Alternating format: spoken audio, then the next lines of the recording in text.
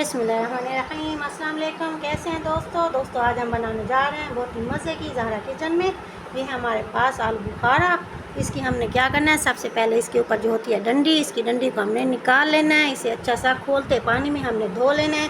इसके बाद हमने तमाम आलू बुखारे को, ये हमारे पास ग्राइंडर वाला जग सिंपल सा जो हर घर में मौजूद होता है, इसके अंदर डालने हैं। अपने ये आलू बुखारे ऐसे साबित ही हम डालेंगे, छिलका उतारे बगैर गुठली के साथ ही शामिल कर देंगे। हम ये आलू बुखारे इसके अंदर साथ ही हम शामिल करेंगे। इसके अंदर ये है हमारे पास चीनी, तकरीबन आधा कप इसमें चीनी शामिल करेंगे। चीनी शामिल करने के बाद इसमें डालेंगे हम अपना पानी को चिल होना चाहिए।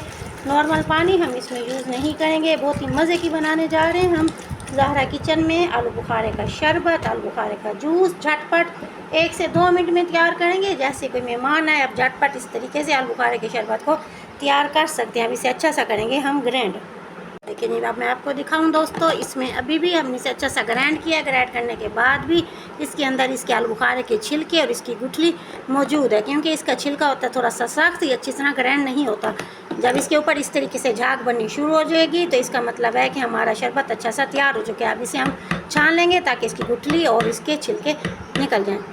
आलू बुखारे को हम छान चुके हैं। सबसे पहले हम इसमें शामिल करेंगे बहुत ही मज़े का आलू बुखारे का शरबत या आलू बुखारे का जूस, जो नाम आप इसे देना चाहें दे सकते हैं। शामिल अब इसमें शामिल करने वाले हैं, ये हमारे पास स्प्राइट की बोतल इसमें शामिल करेंगे। अगर आप इसे शामिल ना करना चाहें तो इसे स्किप करके इसकी जगह आप लेमन जूस भी इसके अंदर डाल सकते हैं। लेमन जूस से भी इसका जायका मज़े का आएगा, लेकिन स्प्राइट के साथ इसका जायका बहुत ही मज़े का आएगा। एक दफ़ा ट्राई ज़रूर कीजिएगा। जब एक बार इसे ट्राई करेंगे तो आपका दिल बार बार इसे बनाने को मजबूर हो जाएगा। बच्चे और बड़े सब पियेंगे बहुत ही शौक़ के साथ। इसमें हमने आइस भी शामिल।